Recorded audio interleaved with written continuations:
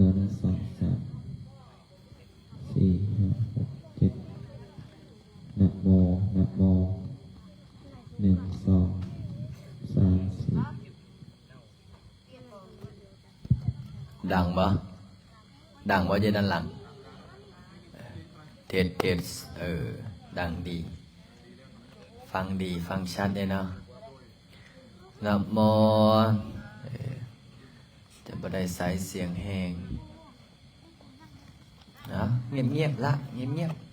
ๆอย่าฟ้าลมกันเด้อนั่งดีๆไหม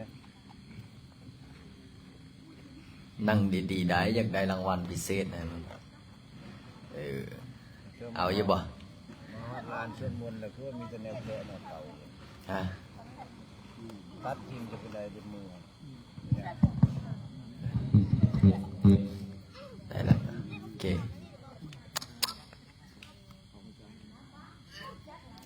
มีโปรโมชั่นให้ได้มือแรงผู้ใดอยากนั่งสมาธิยกมือขึ้น3 องค์นู้นเลยโอ้หลายองค์อยู่ดิเนาะผู้ใดนั่งได้ชนะผู้ใดไปก้อนมู่แล้วอาบน้ำเย็นตอนเช้าใจเย็นองค์ได้ทำลายสถิติเกี่ยวคิมละจะคีมได้ล่ะเก็บตาดวลกับโจคิมไว้มือแรงนี่ครูบาเขาก็นั่งนำกันเด้อรอ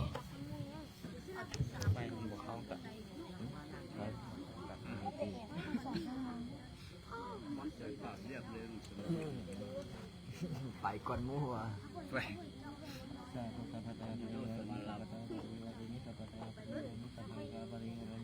สัพพะกรุกาปฏิโยโรมิสัพพะกรุกาปฏิโยโรมิตาหังเตสัมโมเนวันิปปฏิปาตมหะบุริปฏิเสมิอาตสิอาวุโสตาปัสสะมะปฏิปัสสะมิอายติอาวุโสตาสัตถุสัตถุปฏิสัมมิสมิตติปิสัตถุสัตถุปฏิสัมมิสมิตติปิสัตถุสัตถุปฏิสัมมิสมินาปุรวะปฏิสัมมินาปุรวะปฏิสัมมินาปุรวะติตานิสมิ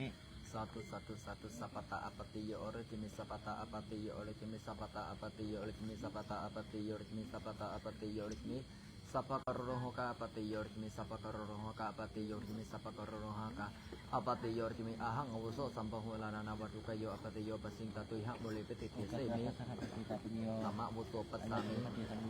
สาธุตุตุอวุโสสัพเพสามิตุติปิสาธุตุตุอวุโสสัพเพสามิตติปิสาธุตุตุอวุโสสัพเพสามินาปุระวังคาริสามินาปุระวังภาสิสามินาปุระวังกิเลสิสามิ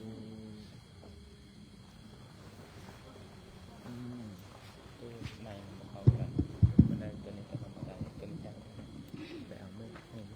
เราละฮัลโหลเทสด้านหลังกันได้เยอะได้นะเสียงชัดเจนพลาดไปเสียงชัดเจนแป๊บหนึ่งก่อนแชร์ไว้ใน Facebook ส่วนมนต์ไม่ส่วนบ่มีใส่ยับขึ้นมาไหมยับออกกันยับขึ้นมาได้ยืนยับกันขึ้นมาได้ขึ้นมาได้เดี๋ยวรับในจั่วน้อยหัวđấyจั่วน้อยđấyได้ดีดำหนาวเลยติดกันซะยับขึ้นมาได้ออกโทรทัศน์พระอาจารย์โอ้ขยับเข้ามาได้ออกโทรทัศน์แล้วได้คุณปัจจัยคอยบ่อยากให้ออกนะหน้าตาบ่อยากดีท่านอาจารย์หน้าตาบ่ดีบ่อยากให้ออกนะเนาะออกไปเดี๋ยวมู่ออกห้วย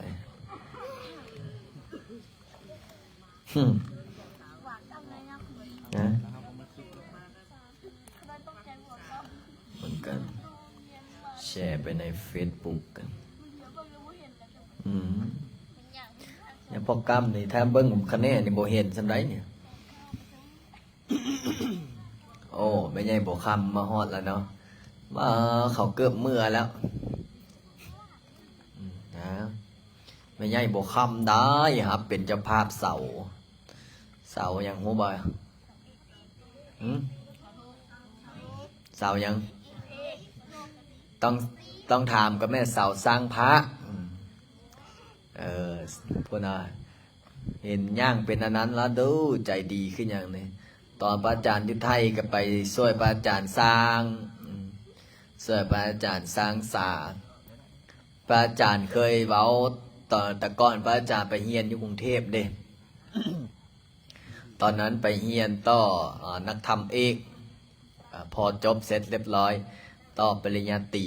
เฮียนต่อบาลี4 ปีพระอาจารย์ไปนั่งสมาธิกับครูบาอาจารย์พระอาจารย์ว่าเบิ่งความคิดในใจหลวงพ่อวิริยังเนาะเพิ่นตอนนั้น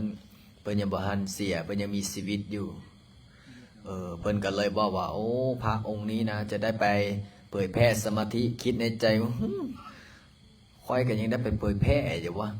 น้อยๆดำๆได้ตอนนั้นไปเดินธุดงค์เข่งได้รองเท้าบ่ใส่ปัจจัยบ่รับโทรศัพท์บ่มีเป็นยังฮู้ว่าบ่มีเงินซื้อแต่ก้อนจนไหนโทรศัพท์ก็บ่มีใช้เงินก็บ่แตะเข่งเข่งจักสำได้ซ้ำเข่งกี่ข้าวมื้อเดียวบางมื้ออยู่นำครูบาอาจารย์เพิ่นว่าโอ้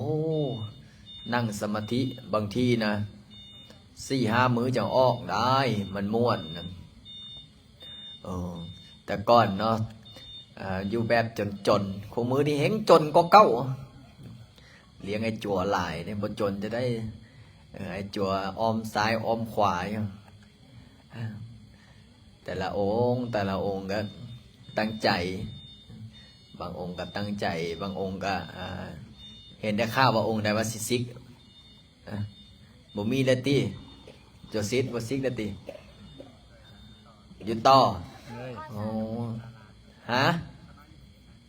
ยังบ่ทันเห็นศาลาตายบัดนี้บ่ได้ซิกแท้กูปานนั้นว่าก่อนสิออกพรรษานี่ให้ซิกไม่ออกเอ้ยพอออกพรรษาปัดให้บวชต่อก็ยอมได้2 จิต 2 ใจเนาะอันนี้เป็นโรคซึมเศร้าไม่ออกสิเว้าให้ฟังแต่ก่อนนี่มาเนี่ยโอ้ยเว้าผู้เดียวทีแรกก็นึกว่าจมมนต์แท้หยังพระอาจารย์ก็เลยว่าโอ้ยปัวด้วยศีลปัวด้วยธรรมปัวเอาคนแต่ก่อนนี่มานี่จมคู่มือนี่แห่งจมคือเก่ายังจมบ่จมวะฮะบ่จมได้ขยันได้เนาะขยันอดทนนี่แหละถ้าอยู่ในเฮือนในศาลพ่อแม่ก็อุ้มใจเล่าต่อตอนพระอาจารย์ไปเฮียนเนาะพระอาจารย์ก็ไปอยู่ไทยนี่สิเจ้าเอ้ยอยู่ตั้งถิ่นตั้งแดนนี่พ่อก็บ่มีแม่ก็บ่มีอยู่พุ่นบ่ฮู้จักไผบ่ยังซ้ำเยอะยันแม่นลุ้นโจวงหั่นล่ะเขาก็ดูถูกได้เพราะว่าน้อยเด้เนาะไปอยู่หมดเมืองนั่นแหละพระเป็น1,000-2,000มีแต่พระลาวองค์เดียวเขาก็ดูถูกล่ะพระอาจารย์ก็เสยเขาไปนั่งเฮียนหนังสือเก่งได้ท่องบาลีนี่บาลีไวยากรณ์นี้แบ่งเป็น4 ภาคคืออักขรวิธี1วจีวิภาค1 ท่องตื่นเช้ามา3 โมงเช้านี่ลูกมาท่องไปเซ็งบัดนี้พอท่องไปเซ็งหูมัดแต่เขียนบ่เป็นมาเขียนภาษาไทยเนาะบัดนี้เขาก็เลย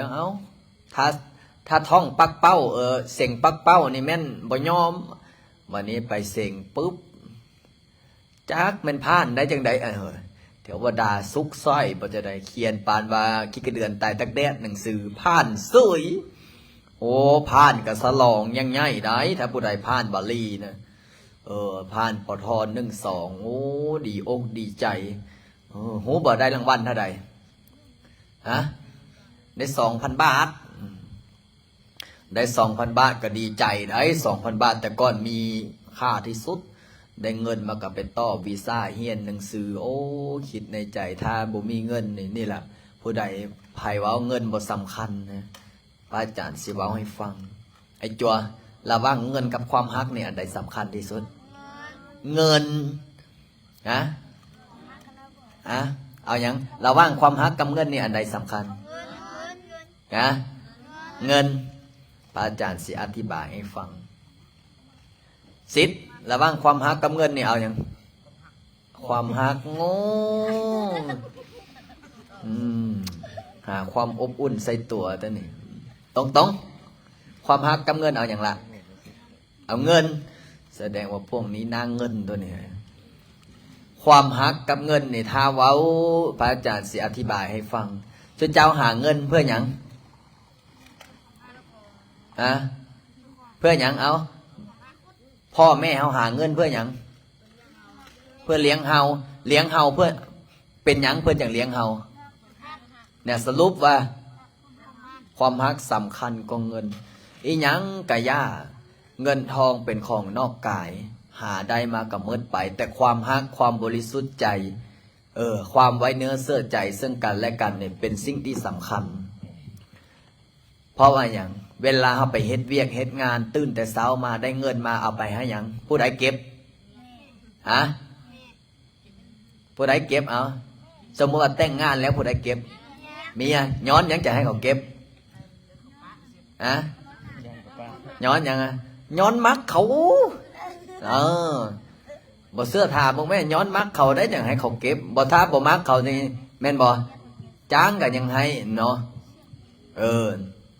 ย้อนมามักเขาเสื่องที่เสื่องอยู่แต่สุดท้ายมาก็ยังให้เขาเก็บคือเก่าย้อนว่าหยังย้อนมักเขาย้อนฮักเขานี่แหละถึงบอกว่าความฮักเป็นสิ่งที่สำคัญ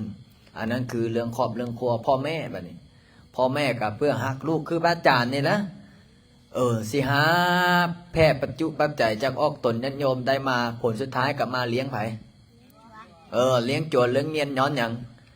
ย้อนฮักลูกโจรลูกเนียนเนี่ยแหละถ้าบ่ฮักเนี่ยให้อดเขาเป็นบ่แต่นี่มีบ่อดเขานี่ไปโรงเรียนก็ต้องเอาเงินให้บางมื้อวงเล็บถ้ามีเงินถ้าบ่มีก็ไปกินยุ่งเฮียนเนาะสุดท้ายมาไผจ่ายนี่เพราะฉะนั้นละเงินนี่เป็นสิ่งที่สำรองส่วนคำฮักส่วนความฮักนี่เป็นสิ่งที่สำคัญนะหลายคนเนาะยังบอกเข้าใจว่าหาเงินแทบเป็นแทบตายรอดล้มรอดตายกลับมาเหือนลืมครอบลืมครัวลืมพ่อลืมแม่ได้เงินมากับบ่มีความสุขพระอาจารย์มีเรื่องเล่าเรื่องนึงให้ฟังอยากฟังบ่ก่อนที่สวดมนต์สักเล็กสักน้อย มีนักธุรกิจผู้หนึ่งอายุประมาณ30นี่แหละกำลังลุ่งว่ากำลังลุ่งเฮียนกำลังต่อยปริญญาเอกเป็นนักธุรกิจหนุ่มไฟแรงแต่ละมื้อนี่บ่สนใจได้นำพ่อนะแม่พ่อแม่บอกลูกเอ้ยพาพ่อไปวัดแด้พาแม่ไปวัดแด้ลูกว่าจังใดขาเวียกนี่ขาเวียกขาเวียกอีแล้วพ่อบอกว่าพาพ่อไปใส่บาตรแด้มื้อนี้มีประชุมด่วนผลสุดท้ายเป็นจังไดมื้อนั้นก็บ่ติดมื้อนี้ก็ติดบัดนี้อายุพ่อกับแม่ก็หลายขึ้นผู้ชายนี้ก็อายุเพิ่มขึ้นพ่อกับแม่ก็บอกว่ามื้อนี้มีงานบุญอยากจะไปเฮ็ดบุญเฮ็ดทานอยากจะไปเฮ็ดบุญเฮ็ดทานอยากจะไปใส่บาตรทำบุญนี่แล้วลูกพาไม่ใหญ่อย่าฟ้าวไหลไม่ใหญ่อย่าฟ้าวเว้าไหลอยู่ก่อนเดี๋ยวค่อยล่มทีนี้ผู้ชายคนนี้ก็เลยบอกว่าไปเฮ็ดธุรกิจยังไปเซ็นสัญญาพ่อกับแม่ก็เลยบอกว่าเฮ็ดจังได๋อยากไปเฮ็ดบุญเฮ็ดทานแต่บ่มีเวลามื้อใดก็ลูกบ่พาไปจักเทื่อขับรถไปเองก็คือสิขับบ่ได้เฒ่าแก่ศาลาก็คือแม่ใหญ่บ่ค้ำนี่แหละถ้าแม่ใหญ่พ่อใหญ่ไอ้นั้นบ่พามาก็บ่ได้มาเสร็จเรียบร้อยบัดนี้มื้อนั้นนัดมื้อประชุมลูกชายก็บอกว่ามื้อนี้มื้อวันเกิดเจ้าค่อยสิพาไปแม่ก็เตรียมแล้วแม่กับพ่อนี่เตรียมอย่างเตรียมข้าวปลาอาหารเพื่อที่จะไปทำใส่บาตรทำบุญปัจจุปัจจัยพร้อมกับพระตอกพระไตรไปถวายพระเฮ็ดบุญเฮ็ดทานบัดนี้ลูกชายเผอิญได้รับโทรศัพท์สายเข้ามาด่วนบอกว่าไปประชุมด่วน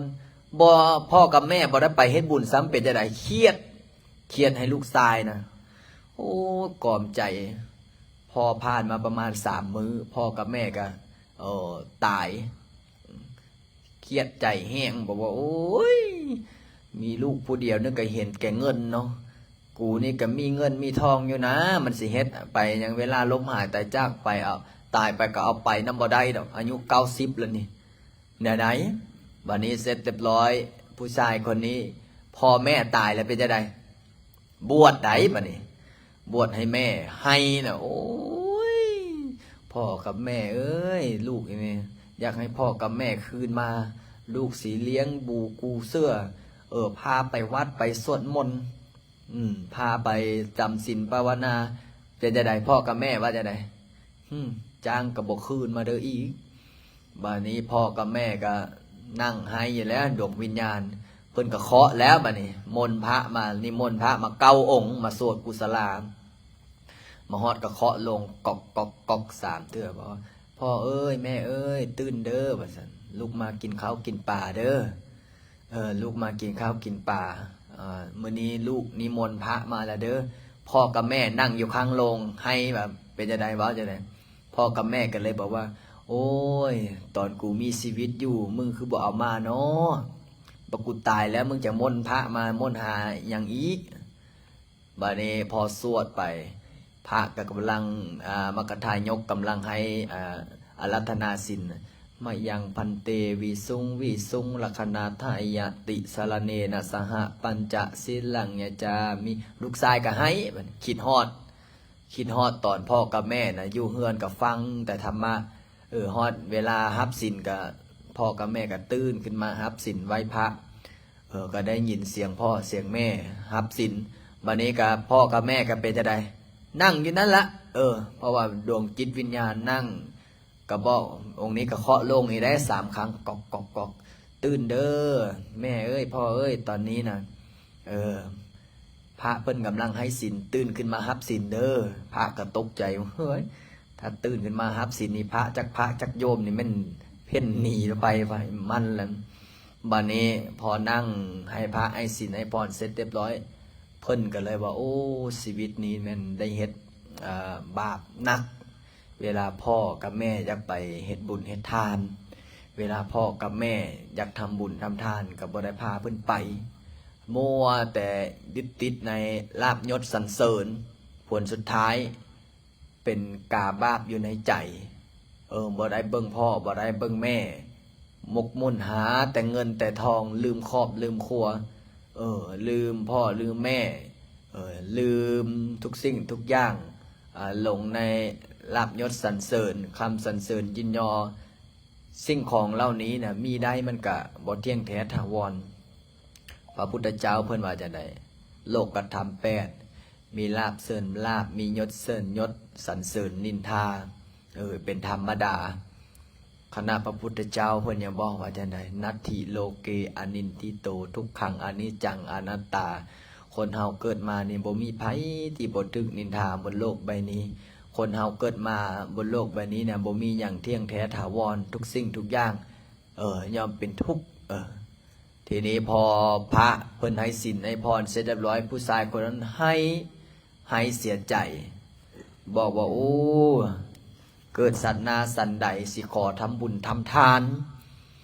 เพื่อไทยบาปให้พ่อให้แม่ฮอดตกแรงมาฮอดนี่แหละเดือน11 12นี่แหละเพิ่นก็ไปหาเป็นเจ้าภาพกฐินวัดนั้นวัดนี้นับแต่นั้นเป็นต้นมาผู้ชายคนนี้ก็เฮ็ดบุญให้พ่อให้แม่ตลอดถึงแม้ว่าพ่อแม่สิล้มหายตายจากไปแล้วก็เฮ็ดบุญพอเฮ็ดบุญไหวท่านไม่จนหมดเว้ยพอเฮ็ดบุญให้ทานชีวิตเราก็ดีขึ้นกว่าเก่า แล้วก็ยังบอกว่าโอ้ยคิดในใจว่าเป็นเพราะว่าเฮานี่เองโทษเฮาเองว่าเฮานี่ตอนเพิ่นมีชีวิตอยู่บ่พาเพิ่นไปจังซี่ล่ะบ่เชื่อของแม่สมมติว่าอย่างพอออกไม่ออกนี่นะอายุ60 70น่ะบ่เกินอีก100 ปีใช่มั้ยบ่เกินฮอด100 ปีได้เฮ็ดบุญเฮ็ดทานฮีบเฮ็ดเดี๋ยวว่าโอ้เสียดายไปสวดมนต์นำพระอาจารย์ลินดีบ่มีเวลาไปสวดเนาะตอนเพิ่นพาสวดมนต์บัดตอนใกล้สิตายเงียบๆนะ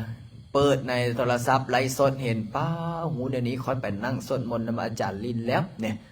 พระอาจารย์บอกว่าอนาคตข้างหน้าน่ะถ้าสร้างพระเจ้าใหญ่ปุ๊บ วางเสาวางนั้นสร้างซอกสร้างเสียนสร้างนั้นขึ้นพระอาจารย์กสิระดมลูกศิษย์ลูกหาผู้มีจิตศรัทธาซื้อรถเมล์ไว้คันหนึ่งซื้อรถเมล์หรือว่ารถตู้เนี่ยนะซื้อไว้ปุ๊บพอตกตอนแรงมาให้คนไปหาบเอาผู้เฒ่าผู้แก่นี่แหละโดยเฉพาะแม่ใหญ่บวคำคอยกระสิไปหาบอยู่เด้อถ้าเจ้ามาบ่ได้ก็ได้เพราะว่าโทรหาลูกหาหลานเพิ่นก็ไปเฮ็ดเวียกได้ป้าจังกระสิซื้อรถตู้อันนี้วางแผนไว้กับไปหาบเอาผู้เฒ่าหั่นละผู้ที่เคยเฮ็ดบุญทำทานนำเฮาล่ะเอามาสวดมนต์แล้วก็ฮอดตกประมาณ 9 โมง 10 โมงถ้าบอกโอ้เมื่อบ่ได้เมื่อบ่ฮอดเจ้าบ่ถึงก็นอนอยู่วัดตื่นเช้าค่อยเอามือส่งค่อยเอามือส่งความสุขของผู้เฒ่าเด้นี่คือเนี่ยบอกพระอาจารย์เอาไม่ใหญ่มาอยู่น้ำอยู่เฮือนแล้วก็ขี้ค้านอยู่แล้วไปก้นแต่มันตนสิเนาะมาอยู่วัดยังได้สวดมนต์ยังได้จำศีลภาวนายังใครก็ไปส้นก้นมันต้นหน่อยเจ็บแอวก็จะคิดบางแบบเป่ามันต้นใหญ่บ่ใหญ่แบะขึ้นแล่นย่อยพอมาอยู่วัดโอ้ได้แต่งตัวงามๆได้จำศีลภาวนาก็ได้บุญนี่แหละคือว่าเป็นบุญเป็นกุศลพระอาจารย์เลยอนาคตวางแผนไว้ซื้อรถไว้สักคันสมมติว่าคันสายนั้นคันนี้ทางสายพลหงคันหนึ่งตกตอนแรงมาพอออกสันเพชรเอาไปฮับเด้อพอออกสันเพชรฮับเอาสายนั้นสายนี้แต่ขออย่างเดียวอย่าเล่นไวหลายบ่แม่นเล่นไวแล้วกายโค้งแล้วทาคณะของพวกออกสอนเพชรมาบ่เห็นมาสวดมนต์จักเทื่อได้ข่าวว่าลงทางด้วนแล้วซาดแล้วบัดนั้นเลยเนี่ยอาจารย์วางแผนไว้อนาคตข้างหน้าเวลาสวดมนต์สวดมนต์มาสวดมนต์ก็ขี่รถก็ให้ขี่ฟรีขี่รถก็ให้นั่งฟรีคนเฮาเนี่ยนะถ้าของฟรีเนี่ยผู้ใดก็มักแม่นบ่ของคักผู้ใดก็อยากได้ของดีผู้ใดก็อยากได้เนี่ยนะพระอาจารย์เลยมาเน้นสวดมนต์อยู่วัดเฮานี่เน้นสวดมนต์ท้าออกตนญาติโยมเข้ามาเขาเห็นเขาเกิดบุญเกิดกุศลประสบผลสำเร็จในหน้าที่การงานเพราะว่าหยังเขาสวดมนต์ภาวนาเดี๋ยวโดยเฉพาะใบชะโนดตาดินน่ะไปเอามาแม่เฮ้ยใบตาดินเอามาตั้งนี่ได้อยู่ได้กินย้อนใบตาดินนี่ได้คู่มือเนี่ยนะโอ้ไปเอามายกมาละส่วนให้ออกตนญาติโยมให้ได้ขายพอเขาขายได้เขาก็มากินมาทานมาสร้างมาสาสวยวัดวาเห็นว่าเมื่อวานนี้ไม่ออกนึงขายได้เท่าไหร่ได้ตั้ง50 ล้านบาทมาถวายพระอาจารย์30,000 บาทพระอาจารย์ก็ยกมือสาธุเอ้าดีวะดีก็บ่ได้สักกีบเสร็จเรียบร้อยไม่ออกกันเลยว่าโอ้ถ้าอาจารย์ลินสร้างพระใหญ่บ่ละจังสวยสร้างมื้อนี้อย่าพ่อสินยกลงเองได้นี่แหละบ่ธรรมดาอะไรอย่าพ่อสินก็แห้งได้น้องโหยเอาพูนโจนั้นให้ยกผู้เดียวเลยโอ้นี่แหละปกตินี่อันนี้หาม3คนได้โง่คือว่าเก่งนั่นแหละนะโอ้เอาสายมงคลเขาได้เลยสายไฟมงคลพร้อมให้โจไอเนียนมืออื่นนี้บอกได้ไปเฮียนเดี๋ยวก็สิมีเฮียนภาษาอังกฤษเด้อมืออื่นเด้ออาจารย์จ้างครูเพิ่นมาสอนแล้วเดี๋ยวสิเอาโรงเรียนอยู่โรงเรียนแม่กล้าแล้วมาสอนภาษาอังกฤษแล้วก็สิมีภาษาจีนพร้อมไหมชื่อเจบ่อาจารย์เจว่าสอนดีอาจารย์ดำๆมาบ่โอ้คนอเมริกานี่คนจีนก็มาฟังเนี่ยแต่เสียที่ค่อยว่าภาษาจีนบ่เป็นนะอนาคตข้างหน้าก็จะมีภาคภาษาจีนภาคภาษาอังกฤษแต่สมมติถ้าผู้ใดเก่งภาษาเวียดนามก็อนุโมทนาบุญน้ำได้หลายภาษาจิตซิตี้ได้ภาษาเวียดนามละตอนนี้ได้ภาษาอย่างภาษาอังกฤษโอ้ what is name นะขน้อยซื้อมันก็ต้องเป็นภาษาอังกฤษไม่มูกันเลยmy name is ยังโอ้ my name is Joseph โอ้บ่ธรรมดาได้โจซิดก็ได้เห็นบ่ทีแรกเราจะซิกแต่ป้าจ๋าว่าโอ้อย่าฟ้าซิกหลายเนี่ยแต่ละจั่วบ่ได้ซิกง่ายๆเนาะเป็นหยังบ่อยากซิกฮู้บ่ ม่วนเนาะอยู่ในพระอาจารย์ม่วนบ่เชียงเมียงม่วนนั่นแหละม่วนนั่นแหละเนาะแนวมาสวดมนต์นั่งสมาธิภาวนาได้เรียนหนังสือเห็นบ่ตอนเช้ามาก็ได้กินอาหารแซ่บๆไปโรงเรียนแม่ว่าเจ้าดำอยู่เฮือนสิกินจำแป้วมาเพชรซะแม่ใครแม่เดินเจ้ามาเพชรกันบางที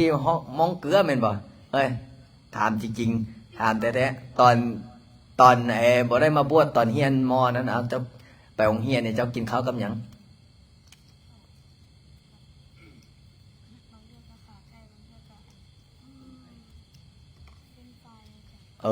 คู่มือบ่หรือว่าดนเถื่อดนเถื่อเนี่ยแต่พอมาวัดพระอาจารย์เลยเป็นจังได๋จะกินคู่มือโอ้สมพรจังอ้วนขึ้นน่ะเนาะจบฝนตอนบ่ได้บวชนะไปโรงเรียนกินข้าวกับหยังไงฮะข้าวเปียกของว่าบ่เสื้อดอกข้าวเปียกคู่มือบ่มีเงินซื้อดอกว่ะฮะกินกับหยังกินต้มมี่เนาะสมพรนาจังไงคือเส้นมี่นะแก้วเขาแก้วเป็นยังไงแก้วทองนี่แหละพระอาจารย์บอกว่านี่แหละเวลาเขาสวดมนต์นั่งสมาธิเขาแผ่เมตตาให้เจ้าที่เจ้าทางเขาสิได้สร้างวัดนี่สิได้เฮ็ดน้ำตกด้านหลังนี่ได้เนี่ยตอนนี้คนเบิ่ง800 กว่าคนไลฟ์สดสิเฮ็ดน้ำตกด้านหลังเนี่ยสิวางแผนใช้งบประมาณ 4-5 ล้านบาทตอนนี้เอาเมื่ออีละอันที่2ว่านี่เฮ้ยยังสิได้วางแผนได้เฮ็ดสร้างน้ำตกด้านหลังเพราะว่ายังสร้างหลังบ่ทันมีถ้ามีสร้างหลังมีบ่อนกราบบ่อนไว้ออกตนโยมก็สิมากราบมาไว้ธรรมะน่ะผู้ใดก็หูมึดบ่เสื้อถามเลยเด้อาจารย์ทางหลังจนติ้งบวชมาจักปีเจ้าบวชมาตั้งแต่อายุ14จนอายุเท่าใดวะ46ว่า45อายุ45เนี่ยได้ซิกมึงดูเจ้าคิดบ้างมั้ย14 15 16 17 18 19 20 21 22 23 24 25 26 27 28 29 30ประมาณเกือบ30 ปี30 พรรษาเนี่ยก็ยังซิกได้ย้อนบุญนี่แหละได้ห้ามเรียนศึกษาห้ามเรียนเดี๋ยวนี้ก็มาแล้วก็มีความรู้มีอันนั้นน่ะผู้ใดตัวบ่ได้ละใดบ่ได้ตัวเราบ่ได้เด้เราหูหมดละใดสอนกรรมฐานอนาคตข้างหน้านี่อาจบ่แน่ใดพระอาจารย์เอามาให้เป็นอาจารย์ใหญ่สอนเรื่องสมาธินี่สอนแบบว่าโอ้พอเจ้าก็มีความรู้เนาะนะโอ้เปลี่ยนไม้เลยเฮ้ย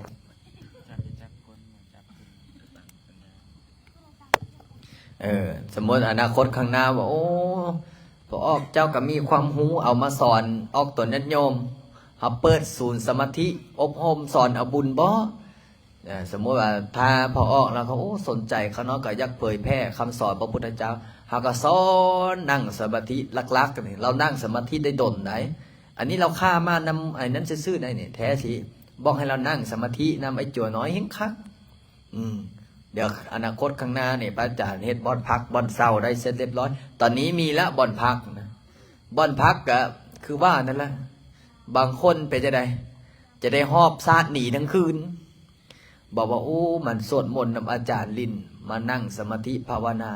เสร็จเรียบร้อยแบบพักผ่อนจักผู้ใดมาเคาะห้องกลางค่ำกลางคืนตี 1 ตี 2กอกตื่นออกมาบ่เห็นไผพระอาจารย์คิดในใจว่าสูตรเดียวกับค่อยนั่งนอนกุฏินั่นแหละกลางคืนนี่นะได้ยินมาเคาะกอกบ่ธรรมดาเลยประมาณ1 โมงกลางคืน2 โมงกลางคืนมาเคาะละกอกก็ไข่ออกมาบ้าแม่นยังวะเข้าห้องปิดไฟนอนกำลังเสิร์ฟรับไปมาเคาะอีกแล้วกอกบ้ามื้อนี้สิจังได้ก็ย่าละให้ฟองไปซื้อหัวโคมกันตื่นเช้ามาให้ฟองไปซื้อไฟมาวันนี้ก็มาเมื่อคืนนี้มันเคาะอยู่นี้ปาจันจื้อไว้ว่า มันเคาะอยู่หัวมันนอนเมื่อคืนนี่มันมาปลุกเนี่ยนะตื่นมาฮอดตกตอนแรงมาพระอาจารย์จื้ออีกแล้ว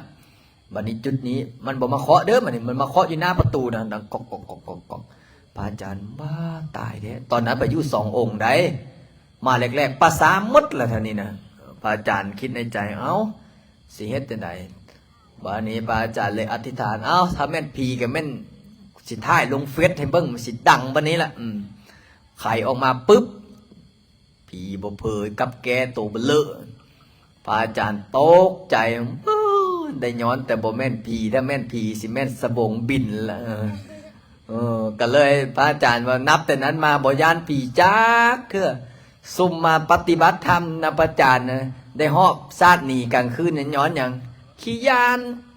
เสียงกับแกห้องกับฟาดเล่นกอดกันตะพึดตะพือนะเห็นบ่แม่ใหญ่จุแม่ใหญ่นึงกันเนาะมาปฏิบัติธรรมจะได้ฮอบซาดหนีทั้งคืนเอ้าจะเปิ้นมานั่งสมาธิอยู่นั่นบอกว่าแม่ยังอาจารย์เงาบูบอกว่าบูบอกว่ายังคอย1 โมงกลางคืน2 โมงกลางคืนก็ยังเดินจงกรมแล้วยังไปปิดไฟจะเพื่อกระยานแล้วนึกว่าผีเพราะฉะนั้นแล้วผีมีจริงบ่เฮ้ยนะตัวน้อยสรุปว่าผีมีจริงหรือบ่มีถามพระออกสอนเพชรเด้ออยากรู้ว่ามีหรือบ่มีสรุปว่ามีป่ะมื้อแรงสิพานั่งสมาธิเลยเห็นละผีเตรียมตัวสวดมนต์บัดนี้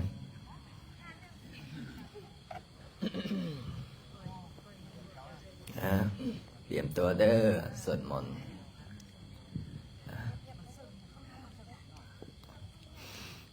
ตั้งจิตตั้งใจอธิษฐานดีๆเด้อเยมินาสังกาเลนะสังพุทธังอภิปุสยามะหาลังสัมมาสัมพุทโธภะคะวาพุทธังภะคะวันตังอภิวาเทมิเยเมนะสังฆาเลนะ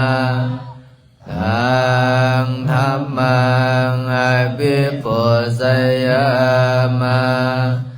สวากขาโตภะคะวะตะธัมโมธัมมังนามัสสามิเยเมนะสังฆาเลนะสังสังฆังอภิปุสยามะสุปฏิปันโนภะคะวะโตสาวกสังโฆสังฆังนามามินะโมตัสสะภะคะวะโตอะระหะโตสัมมาสัมพุทธัสสะนะโมตัสสะภะคะวะโตอะระหะโตสัมมาสัมพุทธัสสะนะโมตัสสะภะคะวะโตอะระหะโตสัมมาสัมพุทธัสสะพุทธังสรณังคัจฉามิธัมมังสรณังคัจฉามิสังฆังสรณังคัจฉามิทุติยมปิพุทธังสรณังคัจฉามิทุติยมปิธัมมังสรณังคัจฉามิทุติยมปิสังฆังสรณังคัจฉามิตติยมปิพุทธังสรณังคัจฉามิตติยมปิธัมมังสรณังคัจฉา เมตเตยามปิสัง อังสารนา อาสัมมิยัมปันนาติปาตาเว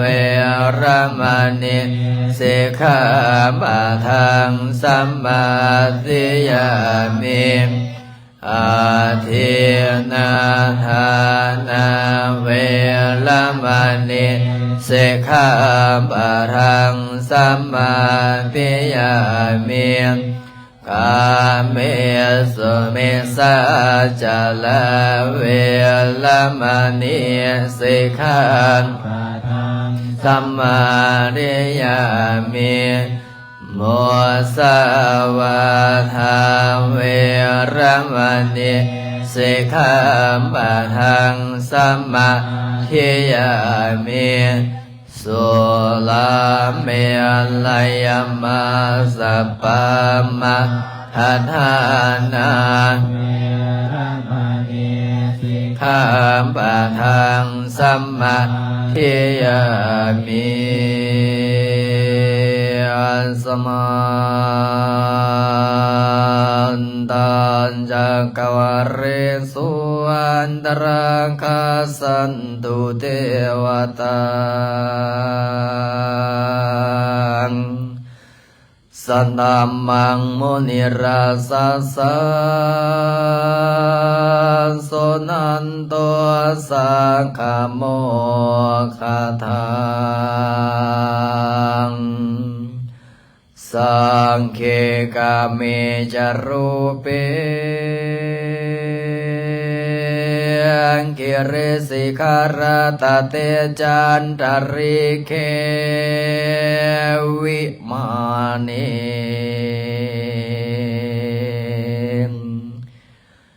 ฮิเปรเตจักขเมตโรนากาเนเกอวัตตุเมเกเต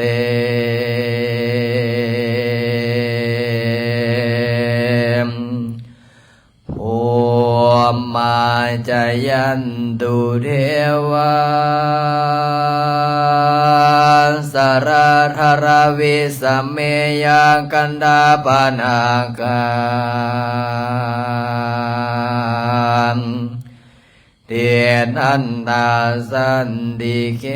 ยังมุนิวรวัจนังสาราวเมสุนันตุธรรมสวนาคโรอายัมปัตอันตาธรรมสวนาคโรอายัมปัตอันตาธรรมสวนาคโรอายัมปัตอันตา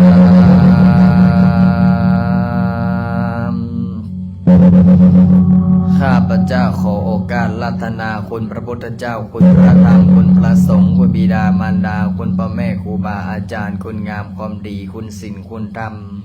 พญาอินทร์พญาพรหมพญายมราชาจตุโลกบาลทั้งสี่เจ้าที่เจ้าทางจะรักษาเทพไตรเทวาพ่อผู้แม่ย่าสิ่งศักดิ์สิทธิ์ทั้งหลายสิ่งสถิตอยู่ในวัดวาเขตสถานที่นี้จงเอากันเข้ามาโมทนาสาธุการสวดมนต์ถือศีลปฏิบัติธรรมภาวนาขอให้ข้าพเจ้าทั้งหลายจงมีบุญจงมีกุศลจงมีปัญญาขอให้ท่านทั้งหลายได้รับส่วนบุญส่วนกุศลผลทานเหล่านี้ขอให้ชีวิตธุรกิจหน้าที่ตำแหน่งการเงินการงานของตนญาติโยมก็ขอให้เจริญผู้ปฏิบัติศีลผู้ใฝ่ศีลใฝ่ธรรมก็ขอให้เจริญทุกคนทุกท่านด้วยเถิ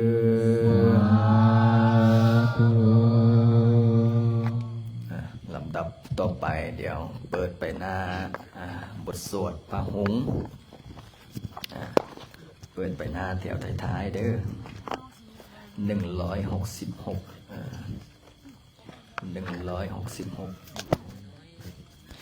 166เด้อบทสวดอิติปิโสพาหุงเนาะ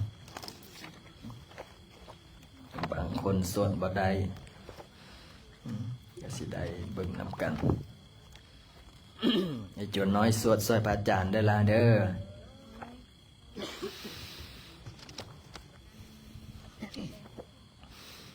นะโมตัสสะภะคะวะโตอะระหะโตสัมมาสัมพุทธัสสะนะโมตัสสะภะคะวะโตอะระหะโตสัมมาสัมพุทธัสสะนะโมตัสสะภะคะวะโตอะระหะโตสัมมาสัมพุทธัสสะนะโมตัสสะภะคะวะโตอะระหะโตสัมมาสัมพุทธัสสะอิติปิโสภะคะวะอะระหังสัมมาสัมพุทโธวิชัญจารณสัมปันโนสุขโตโลกวิทูอนุตตรบุริสัทธรรมสารติสัทธาเทวมนุษย์สานังพุทโธภะคะวะติสวะภะโตภะคะวะโตธัมโมสันติติโกอังการิโกเอหิปัสสิโกโอมานะยิโกปัจจตังเวริตาปุวินโยเหติโสปฏิปันโนภะคะวะโตสาวกสังโฆอุตโสปฏิปันโนภะคะวะโตสาวกสังโฆญาญาปฏิปันโนภะคะวะโตสาวกสังโฆสามีติปฏิปันโนภะคะวะโตสาวกสังโฆยตินังจัตตาริปุริสยุคานิอันตปุริสบุคลาเอสัมภะคะวะโตสาวกสังโฆนายโยปันโย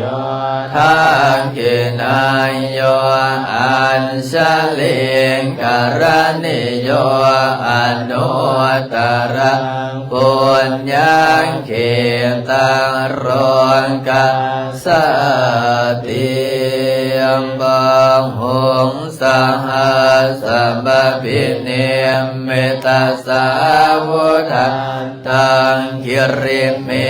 ฆารังโอเดตะโคลัสเสนามารังทานาทิธรรมวินินาสิตวะโมนินโนตันเตสัสสะภวตุเต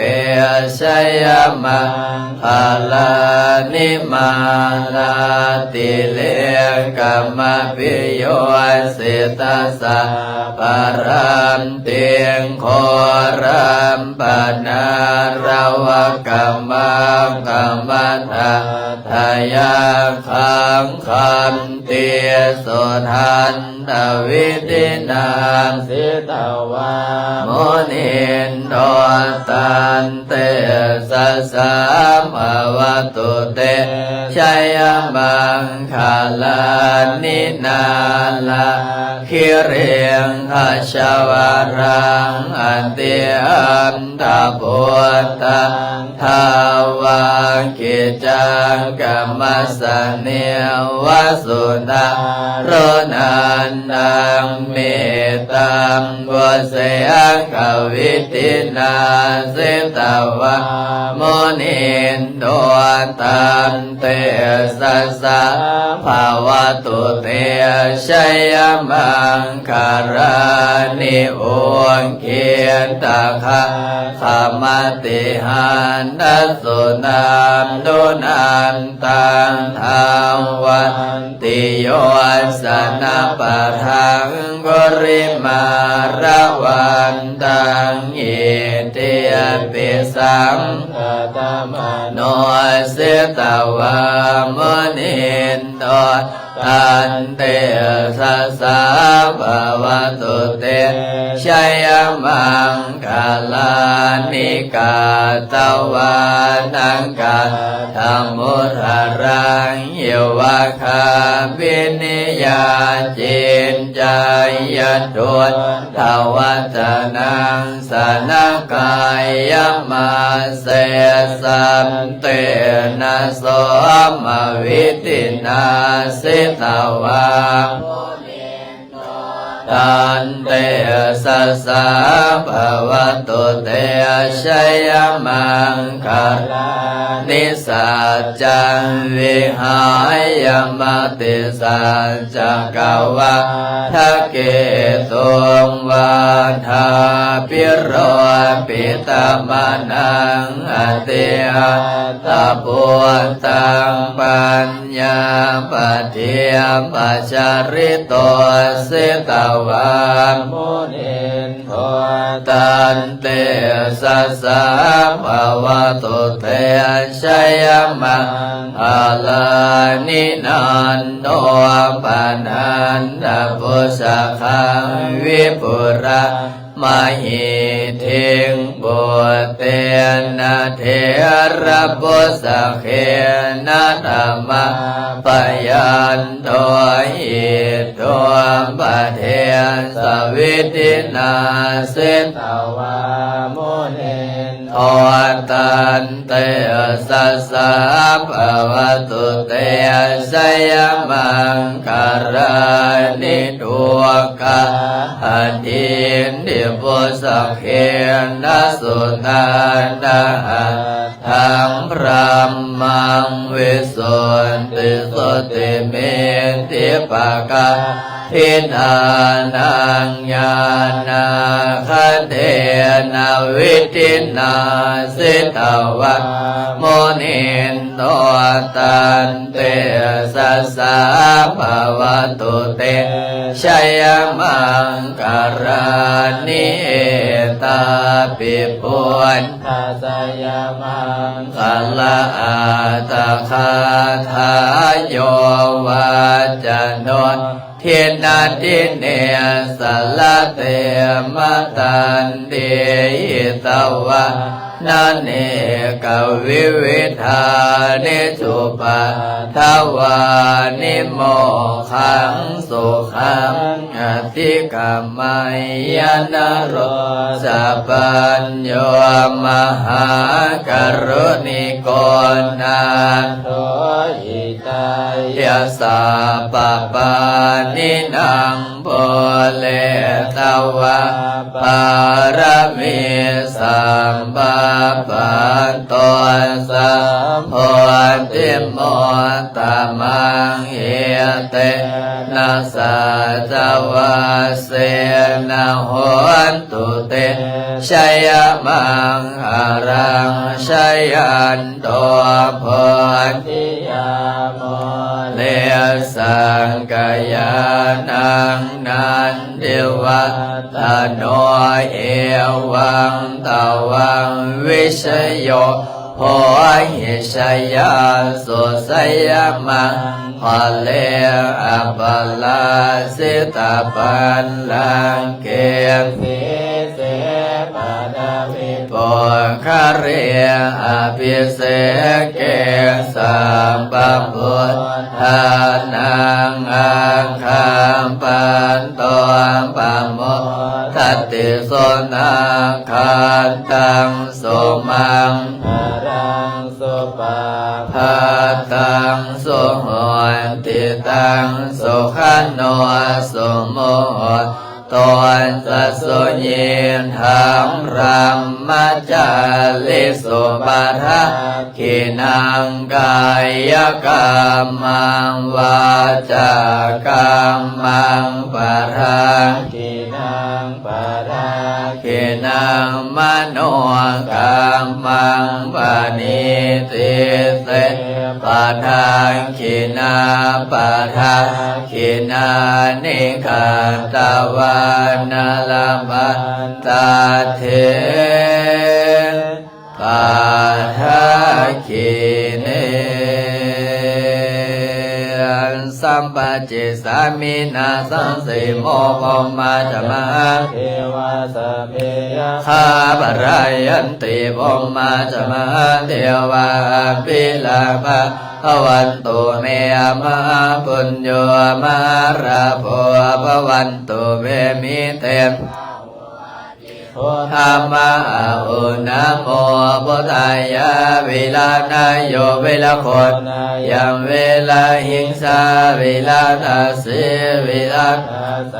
เวลาอิติโยอังบุญนัสสะมานิมาบุญนัสสะสวะโหอัมสัมปติสามิเพ่งเพ่งมาภาหา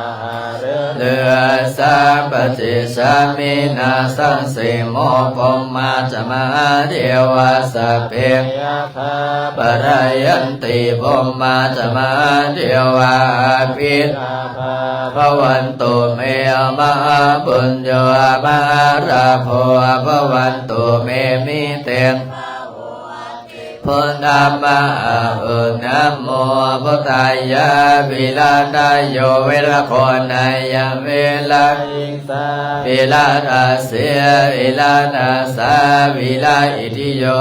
พุทธัสสะมานิมาพุทธัสสะสวะโหอัมสัมปติชามิเพ่งเพ่งมาภาเล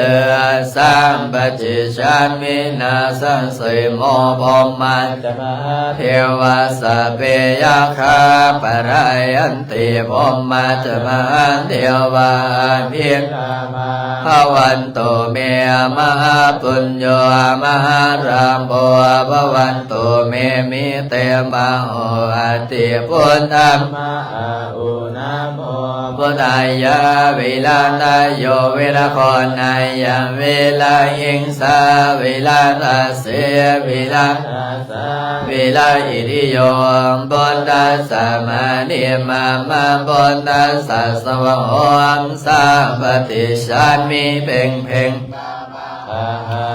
เลือสัมปติชามินาสังสิโมปมาจมาเรวาสเปยะคาปลายันติปมาจมาเทวาปิลาภะภวันตุเมมะปุญโยมหาราโภภวันตุเมมิเตพุทธามะอุนะโมพุทธายะวิลานายโยวิลาโคนายะเวลาหิงสาวิรานัสสิวิลานัสสะวิลาอิติโยบุญตัสสะมาเทมาบุญตัสสะสวะโหสัมปติชามิเพ่งเพ่งบางสัมปติชามินาสังสิโมปมาจมาเทวาสเปยะคาปรายยันติปมาจมาเทวาพิลาภะภวันตุเมมะปุญโยมหาโภภวันตุเมมิเตมะโหอติพุทธามะอุนะโมพุทธายะเวลังเวลาโคนายะเวลาหิงสาเวลาทัสสิเวลาเวลาอิติโยอัมบุญตัสสะมานิมาบุญตัสสะสวะโหสัมปติชามิเพ่งเพ่งภาเลือสัมปติสามินาสังสิโมปมาจมาเทวาสเปยะคาปรายยันติปมาจมาเทวาปิลาภะวันตุเมมะปุญโยมหาราโภภวันตุเมมิเตมะโหติพุ มะโอนะโมพุทธายะวิราชโยวิลาโคนายะวิลาอิงสาวิลานาเสวิลานาสาวิลาอิติโยบุญตัสสะมานิมาบะบุญตัสสะโสโหมสัมปติชามิเพ่งเพ่งเลือสัมปติชามินาสังสีโมปมาจมาเรียวาสะเปยะคาปะรายันติภมาจมหาเรวะอามิลามาภวันตุเมมะปุญโยมหาราโภภวันตุเมมิเตมมาเตียพุทธมะโอนะโมพุทธายะวิลาตายโยวิลาโคนายังวิรายิงสังอาเสวิลาตาสาวิราอิทิโยพุราสามานิมามาบุญตัสสะสวะโหมสัมปติชามิเพ่งเพ่งสัมปติชามินาสังสีโมภมาจมาเรียวาสะเปยะคาปะรายันติภมาจมาเทวะภิลาภาภวันตุเมมะปุญโยโตเมมิเตมะโหอัตติพุทธมะโอนะโมพุทธายะวิลาโยวิลาโคนายังวิลาอิงสาวิลาเสวิลาตาสาวิราอิติโยพุทธัสสะมานิมามาพุทธัสสะสวะโหมสัมปติชามิเพ่งเพ่งภาเลือเลือสัมปติสามินาสังเสโมภมาจมาเดวาสะเพยะคาปะรายันติภมาจมหาเทวาภิรามาภวันตุเมมหาปุญโยมหาราโภภวันตุเมมิเตมโออาเตียมพุทธามะอุนะโม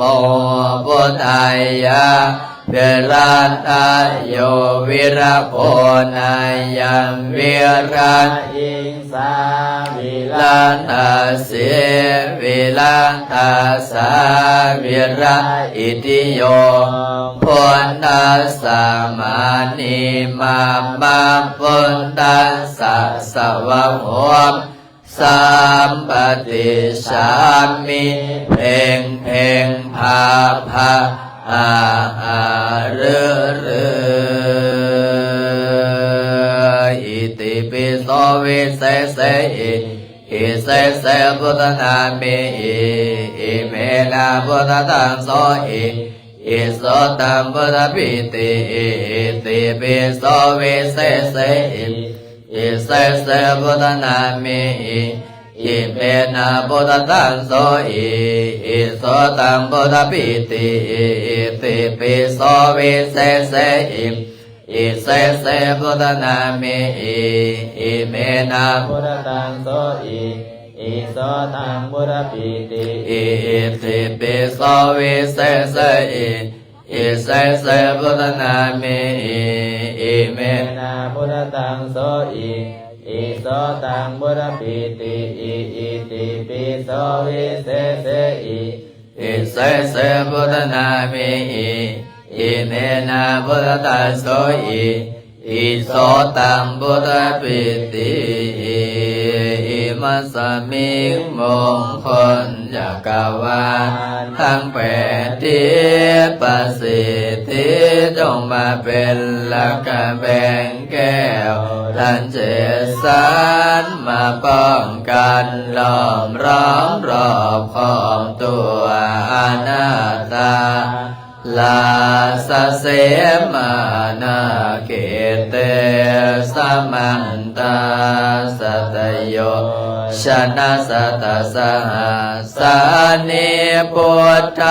ชารปริงเกเต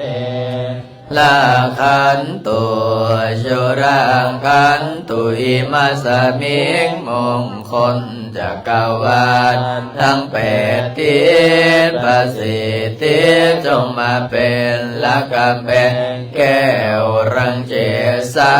นมาป้องกันล้อมร้อมรอบป้อมด้วยอนัตตาลาสเสมานาเขมเตสมันตาสัตโยชนะสัตสหสานิธรรมชารปริเขเตราคันตุราคันตุอิมัสมิงมงคลจักรวาลทั้ง8ทิศประสิทธิจงมาเป็นละกำแพงแก้วรังเจสานมาป้องกันล้อมล้อมรอบขอบตัวอนัตตาลาสเสมานาเกเตสมันตาสัตโยชนะสัตสหสานิปัจเจกพุทธาชารปริเขเต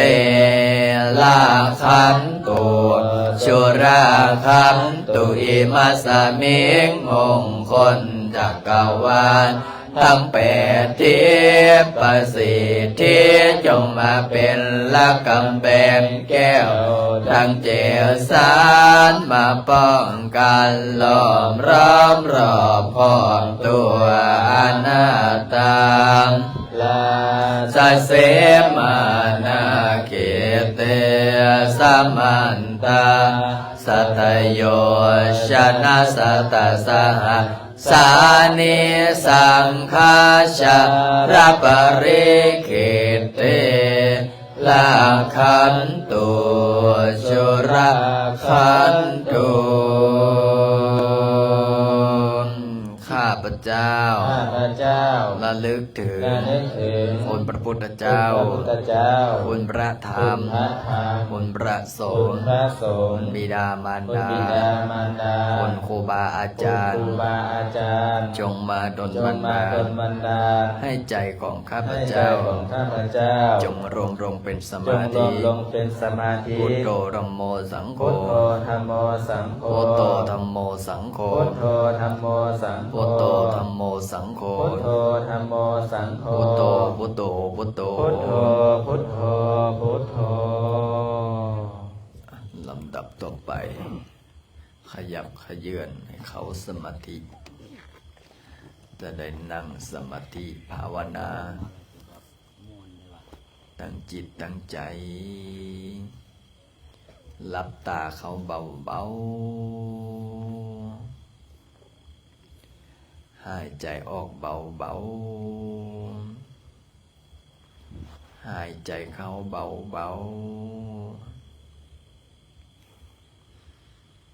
การที่เฮาหลับตาบ่ต้องบีบเปิดตาลงให้เป็นธรรมชาติธรรมชาติแล้วให้เบิ่งลมหายใจมันสัมผัสกับจมูกปลายดังของเขาเฮ็ดหายใจให้สบายสบายเฮ็ดใจให้โล่งๆเบาๆ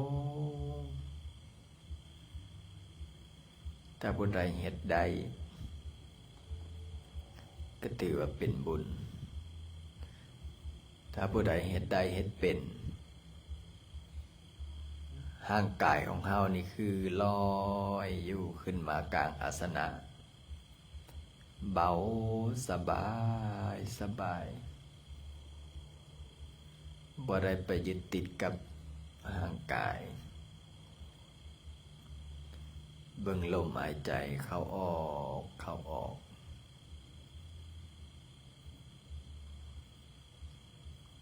นึกพุทโธอยู่ในใจก็ได้หลวงพ่อเพิ่นเคยสอนเพิ่นบอกว่าขี้ค้านกะเฮ็ด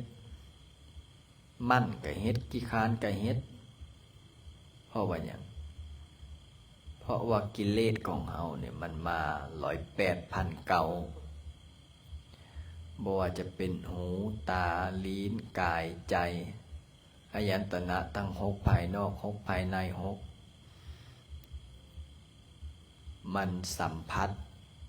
ใดรับหูใดแต่ถ้าเอาฝึกจิตฝึกใจคือพระอาจารย์เคยบอกถ้าฝึกจิตฝึกใจเบิ่งอย่างกับเป็นธรรมะมึดถ้าผู้บ่ฝึกจิตบ่ฝึกใจใจยังบ่เข้มแข็ง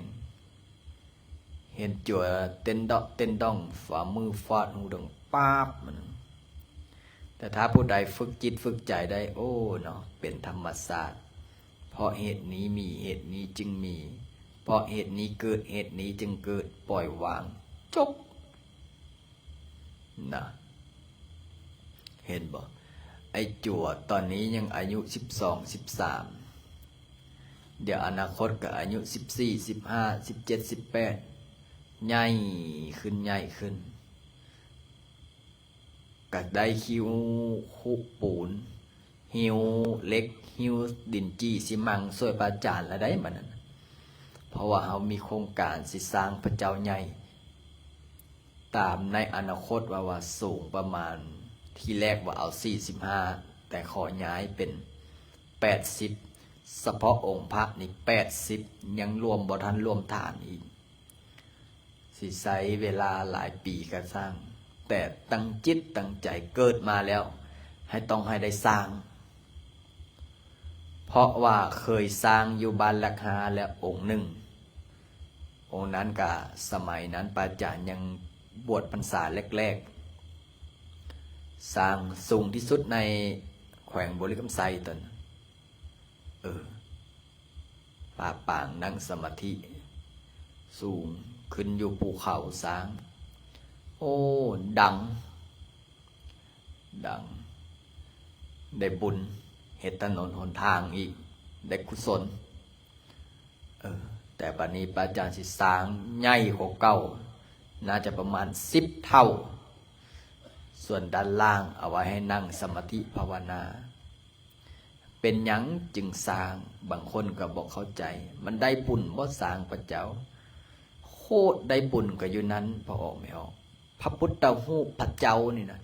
เป็นตัวแทนของพระพุทธเจ้าเป็นตัวในนามของพระพุทธเจ้าเพราะว่าหยังขึ้นชื่อว่าพุทธะแปลว่าผู้หูผู้ตื่นแต่บางคนเบิ่งคามเนาะ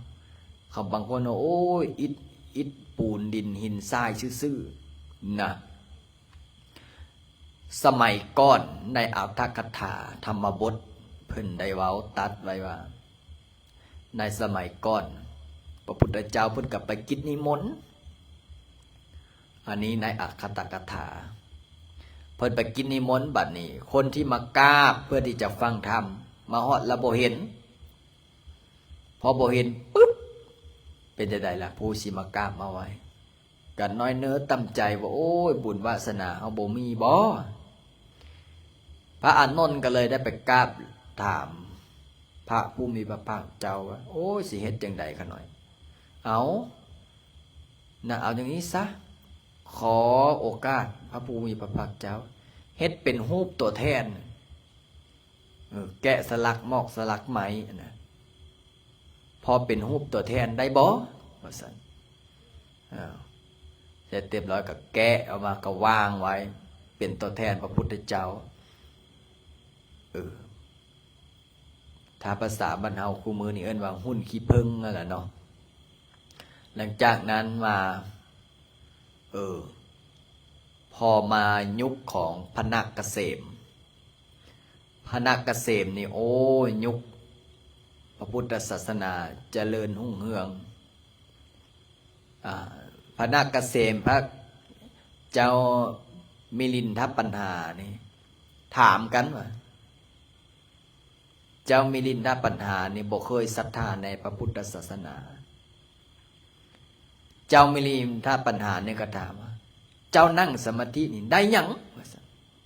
ห่วยพระนักเกษมก็ ตอบแล้วแต่ถ้าเป็นสามัญชนคนธรรมดาก็ตอบแบบนั้นแหล้วแต่พระนาคเกษมบอกโอ้เฮานั่งสมาธินี่มีแต่แนวเสียว่าซั่นว้าย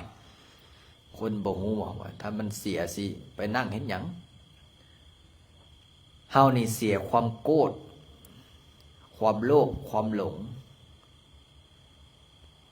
สิ่งที่เฮาได้คือหยังความสงบนัตถิสันติปรังสุขขังสุขอื่นได้เล่าจะเท่าความสงบพอได้ฟังอย่างโหสุดยอดว่าซะศรัทธากลมลงกราบปับสามเตื้อหลังจากนั้นพระนาคเกษมกับพระเจ้ามิลินทปัญหาตอบปัญหากันมีครั้งหนึ่งเจ้ามิลินทปัญหาถามพระนาคเกษมคนเฮานี่ตายแล้วนี่ไปไสพระนาคเกษมว่าตายแล้วก็เกิดปั๊บตายแล้วก็เกิดเลยเพราะว่าดวงจิตวิญญาณหลังจากนั้นพระนาคเกษมก็แสดงธรรมให้เจ้ามิลินทปัญหาพระเจ้ามิลินทปัญหากับปกครองโดยศีลโดยธรรมคาราประชาชนก็มีศีลมีธรรมปกครองแบบมีศีลมีธรรมแผ่นดินก็อยู่เย็นเป็นสุขนี่แหละคือหลักธรรมคำสอนพระพุทธเจ้าเพิ่นว่าถ้าผู้ใดมีศีลผู้ใดมีธรรมผู้ใดปฏิบัติศีลปฏิบัติธรรมใดเนี่ยโอ้ยอยู่แบบสันติอยู่แบบมีความสุขอยู่แบบมีความเจริญเห็นบอกพระอาจารย์ได้เว้าเบื้องต้นนั้นว่าเงินกับความฮักอันใดสำคัญบางองค์ก็บอกว่าเงินบางองค์ก็บอกความฮักแต่สรุปแล้วก็คือความฮักนั่นแหละที่สำคัญเงินมันก็เป็นเพียงสิ่งของที่ใช้ในสัตว์นี้อำนวยความสะดวกแต่ถ้าขาดศีลขาดธรรมขาดความอบอุ่นในครอบในครัวเงินนั้นก็บ่มีความหมายสิ่งที่สำคัญที่สุดก็คือนี่แหละศีลคือธรรมนี่แหละเวลาเฮาล้มหายตายจากไปอยากรู้ว่าเฮามีบุญหรือบ่มีบุญก็เบิ่งคนมางานเฮาถ้าเฮาตายปึ๊บแล้วยังมีแต่อายยังมีแต่น้องบ่มีผู้ใดมาส่งศพบ่มีผู้ใดมาส่งสการและแสดงว่าตั้งแต่เกิดมาบ่เฮ็ดบุญบ่เฮ็ดทานบ่ช่วยเหลือสังคมเวลาล้มหายตายจากไปก็บ่มีผู้ใดมาส่งแต่ถ้าผู้ใดที่ล้มหายตายจากไปปึ๊บญาติโกโหติกาอยู่ไกลก็นั่งมานั่งรถนั่งเครื่องนั่งยนต์มาร่วมส่งสการผู้ใดก็อยากเห็นอยากมาส่งคนดีคนมีศีลมีธรรมนะเพราะฉะนั้นแล้วสิ่งที่สำคัญในชีวิตของเราเนี่ยนะคือศีลคือธรรมคือคำสั่งสอนของพระพุทธเจ้าหลักๆก็คือศีลธรรมนี่แหละถ้าผู้ใดมีศีลมีธรรมอย่างเห็นบ่วัดเฮานะพระอาจารย์ยังเน้นหนักเน้นหนาตอนเช้าก็สวดมนต์ตอนแลงก็สวดมนต์เมื่อยก็สวดขี้ค้านก็สวดมั่นก็สวดถ้าผู้ใดมื้อใดมั่นมันก็สวดเป็นชั่วโมง2ชั่วโมง3ชั่วโมงนั่งสมาธินั่งเบิ่งจิตเบิ่งใจตนเองนะฝึกเห็นบ่โจทย์สังวานย่างมาอาจารย์มื้อนี้ขอน้อยขอนั่งสมาธิพิเศษได้บ่อยากนั่งอาจารย์เลยถามว่าเป็นหยังจะอยากนั่งอยากฝึกเนาะมื้อแลงแล้วบัดนี้สิจัดคิวพิเศษให้องค์ใดที่อยากนั่งสมาธิกับอาจารย์ฝึกเอาใดสมาธินี่นะฝึกเอา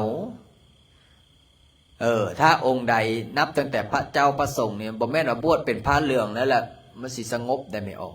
ถ้าผู้ใดบ่ฝึกบ่ปฏิบัติมันก็บ่ได้ถ้าผู้ใดฝึกถ้าผู้ใดปฏิบัติมันจึงเกิดเหตุจึงเกิดผลจึงเกิดบุญจึงเกิดวาสนาจึงเกิดบารมีใดเห็นบ่บวชเข้ามาแล้วกันบางองค์ก็บวช30-40 พรรษาหาไม่ออกไปใส่บาตรยังบ่มีย้อนหยังย้อนบุญของเฮานี่นะบ่คือกันผู้เฒ่าผู้แก่พ่อแม่ครูบาอาจารย์เพิ่นว่าจะได้คนเฮานี่นะแข่งหยังก็แข่งได้แต่แข่งบุญวาสนานี่แข่งบ่ได้แข่งเหือแข่งพายนี่ยังแข่งได้แต่แข่งบุญวาสนานี่แข่งบ่ได้ ขนาดแข่งเหือแข่งพายก็ยังมีแพ้มีชนะยังมีผู้ที่หนึ่งผู้ที่สองนับภาษาหยังว่าแข่งบุญแข่งวาสนาแข่งบารมีเห็นบ่เฮาทอดกฐินอยู่วัดเฮาได้ไป3-4 ตื้อก็ได้เอาไปช่วยวัดนั้นเอาไปช่วยวัดนี้เอาไปช่วยสังคมเอาสร้างวัดสร้างวาจ่ายค่าทอกค่าที่เนี่ยในสร้างน้ำกระทำบุญนี่เฮาสิสร้างพระเจ้าใหญ่นี่สร้างพระเจ้าใหญ่นี่ใช้งบหลายก็สิได้อาศัยผู้มีบารมีมาเฮ็ดจังใดถ้าผู้บ่มีบารมีแล้วก็พระอาจารย์เนี่ยบอกกาเฮ็ดกาลงมือกาทำมีแม่ออกโยมแม่ท่านหนึ่งอยู่แถวไซธานีทักมาหาพระอาจารย์ว่าขอน้อยนี่อายุ50 ปีแล้วทำบุญกับวัดกับพระกับเจ้านี่บ่ต่ำก็100 องค์แต่มาทำบุญกับพระลินนี่โอ้ยชีวิตขึ้นยงมีความสุขว่าซั่นเฮ็ดแล้วกาลงมือเฮ็ดการลงมือทำการตัดสินใจนะบางคนเว้าซื่อๆมีแต่แผนผังในหัวซื่อๆแต่บ่กล้าเฮ็ดบ่กล้าทำบ่กล้าลงมือเฮาเกิดมาแล้วน่ะชีวิตเฮาซ้ำนี้แหละนะถ้าเฮาบ่เฮ็ดบ่ทำนี่อีกบ่ดนคือพระอาจารย์เว้าตลอดว่าบ่เกินฮอด100 ปีดอกไม่ออกเห็นบ่แม่ใหญ่หนึ่งหอบสนดใบตะดินมาหาพระอาจารย์โอ้อาจารย์ขน้อยนี่อยากขายแห้งว่าซั่นพระอาจารย์เลยถามว่าขายเท่าใดขาย200 ล้านบาทพระอาจารย์ว่า200 ล้านสิผู้ใดสิไปเอาอายุเจ้าเท่าใดแล้วโอ้อายุขน้อยก็80แล้วเด้ฮีบขายซะถ้าบ่ขายนี่บ่ได้ใช้เงินล่ะเจ้าเป็นหยังคือว่าจังซั่น80แล้วยังอีกประมาณจักปีนึงก็ได้กุศลานะเมื่อฮอดเรายานบ่ได้ใช้เงินแล้วไปขายเพชร100 ล้านแล้วก็ขายเสร็จเรียบร้อยมาบอกว่าโอ้อาจารย์ขน้อยได้ขายสมหวังแล้วแหละพระอาจารย์เลยถามว่าเป็นจะได้ขายเป็นยังอยากขายอาจารย์บอกว่าครึ่งนึงก็ขายขน้อยก็เลยตัดสินใจขายพอขายปุ๊บได้3-4 ปีนึงก็ละตายบ่ตายยังได้เนาะอายุ70-80แล้วอันนี้ก็คือการและชีวิตของคนเราพระพุทธเจ้าเพิ่นยังบอกว่าสลาธัมโมหิชราอนัตติโตเฮามีความแก่ความเกิดความเจ็บความตายผู้ใดสิหนีพ้นเห็นบ่นั่งตะเมาะตะแมะนั่งตะปุตะปะนั่งเงานอกเงานอนงั่งสมาธิอยู่นี้ตายหมดสุคนแต่ก้อนตายนี่ให้สร้างบุญสร้างกุศลสร้างบารมีก่อนอย่างพอออกไม่ออกนี่สิได้ร่วมสร้างพระเจ้าใหญ่อย่างน้อยๆเนาะเทวดาถามว่าไม่ใช่บ่คำตอนเจ้ามีชีวิตอยู่เฮ็ดหยังค่อยก็เฮ็ดเวียกเฮ็ดงานตัวเฮ็ดเวียกเฮ็ดงานแล้วได้สร้างน้ำกระทำบุญวะอันเรื่องสร้างบุญค่อยก็สร้างผู้นึงแหละวัดใดค่อยก็ไปล่าสุดนี่ตอนนี้ค่อย86ล่ะแม่นบ่เจ้า86บ่นี่แสดงว่าค่อยเดาอายุเจ้าถึกตอนนี้86อายุเพิ่มอีกสัก20ก็เป็น100เท่าไหร่106สมมุติถ้า106 ปีดีอกดีใจคุ้มค่าเลยล่ะชีวิตเจ้าถ้าฮอด100วันนี้สมมติว่าถ้าล้มหายตายจากไปเทวดาก็ถามเจ้าได้สร้างบ่อันพระใหญ่นำพระลิ้นคอยกับผู้นึงได้จองเสาได้คอยกับผู้นึงแหละเอาหลักฐานมาบุกดูแม่ใหญ่บวกคำกันเด้ซื้อหอยติดพะเวอร์อย่างเดียวเจ้าอ่านบอกออกบ่เนาะแม่นแท้ไม่ใหญ่บวกคำไม่ใหญ่บวกคำพร้อมกับลูกพร้อมกับหลานพร้อมกับญาติพี่น้องพร้อมกับลูกฮักลูกแพงมาสร้างมาสาโอ้จังแม่นอนุโมทนาบุญผู้ใดแต่สมมติเทวดาถามไม่ใช่บุคคลตอนเจ้ามีชีวิตอยู่จะได้เฮ็ดบุญอยู่มั้ยบ่ได้ไปเฮ็ดบุญนำเขาบ่มีเวลาเฮ็ดหยังล่ะมื้อใดก็ไปแต่สวนเป็นต้นมื้อใดก็ไปฮักแต่สาลีมื้อใดก็ไปซ่อนแต่ป่าพอดีแหละบัดนั้นล่ะเทวดาเพิ่นว่าจะได้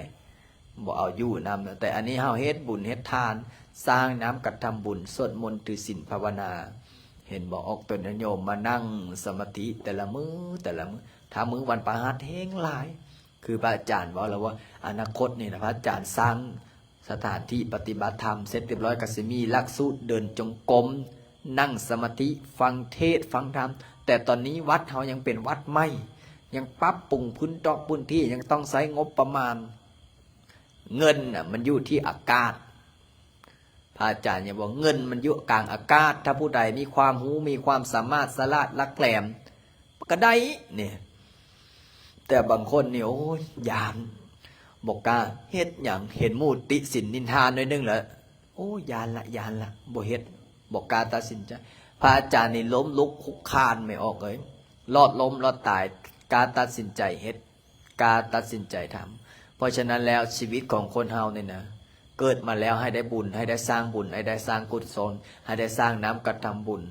เห็นบ่หลายคนกับไปสร้างสิมอยู่พูนอยู่แต่แกว่งหัวพันก็ยังไปเนาะเฮียเนาะโอ้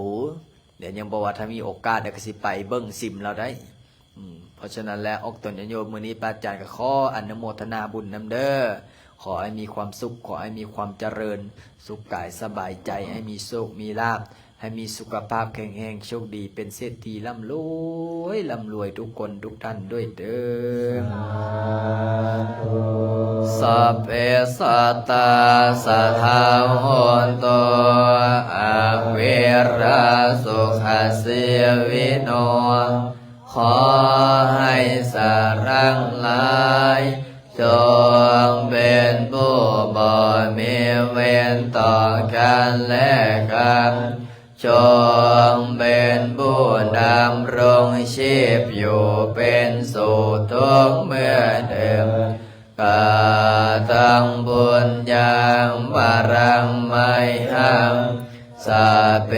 ปังเกียภวันตุเตขอให้สารังสิ้นน้ำจงเป็นผู้มีส่วนได้เสวยผลบุญอันที่ข้าพเจ้าได้บำเพ็ญแล้วนั้นเถิดอะระหังสัมมาสัมพุทโธภะคะวาพุทธังภะคะวันตังอภิวาเทมิสวากขาโตภะคะวะตาธัมโมธัมมังนามัสสามิสุปฏิปันโนภะคะวะโตสังโฆสังฆังนามามิสาธุในย้อนฝนบทตกเนาะเทวดากังห่มเมื่อกี้นี่ลงมาแล้วเทวดากังห่มไหนมื้อนี้มีผู้มีบุญมามาสวดมนต์ไหนเตรียมพร้อมกัน เตรียมอันหนึ่งสองสามมื้อนี้ผู้มีบุญได้มาสวดคนสิมาสร้างวัดนำเฮาอยู่แถวโยบุญมีนี่แหละมาสร้างวัดสร้างวาสวยฮะผู้ใดอยากคงซื้อเราบ่นะผู้ใดหน้าตาหล่อๆอย่างนี้ผู้นั้นล่ะเอาไม่ออกเตรียมอันหนึ่งเตรียมพร้อมลูกพร้อมไหมอันหนึ่งสองสาม